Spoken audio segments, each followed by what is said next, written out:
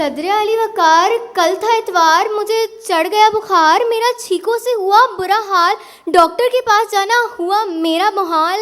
مگر ٹھہریے صدر علی وقار، یہ بخار عشق کا بخار نہیں ہے، کیونکہ اگر میرے پاس عقل ہوتی تو مجھے عشق کا بخار کبھی نہ چڑھتا.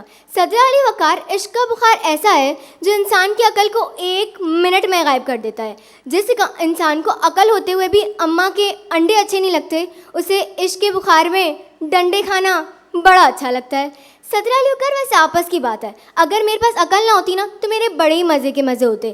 میں فی البدی میں کچھ بھی بول جاتی، آپ لوگوں کو کوئی فرق ہی نہیں پڑتا، کیونکہ میرے پاس تو عقل ہی نہیں تھی نا، تو پھر میرے ہو جاتے نا مزے. صدر علی وقار، ویسے آپس کی بات ہے، عقل نہ ہو تو مزے ہی مزے ہیں. آپ ٹیچر کو کچھ بھی بول دو، اسے پتہ ہی نہیں چلتا، کیونکہ وہ آپ کو بچہ سمجھ کے معاف کر دیتی ہے. مگر صدر علی وقار، یہ عقل ان عورتوں کے لیے ہرگز یوز نہیں ہوتی ہے جو اپنی عمر کو چھپاتی ہیں. اگر وہ اپنی عمر کو چھپائیں گی، عقل ان کی اسی حساب کی رہنی ہے، تو ان کے بالکل بھی مزے نہیں ہیں.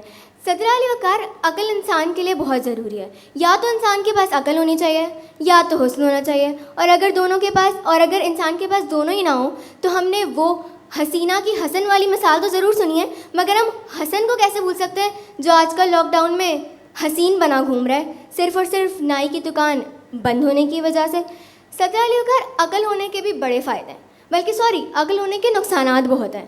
آپ کے پاس پھپھو ضرور ہیں، مگر معذرت کے ساتھ ان کے پاس عقل ہے، مگر اس کے باوجود ان کے مزے ہی مزے ہیں. اور اگر ان کے پاس عقل نہ ہوتی تب بھی کسی کو کوئی فرق ہی نہیں پڑنا تھا، کیونکہ انہوں نے اپنے منہ سے نکالنا وہی ہے جو وہ بولتی آئی ہیں.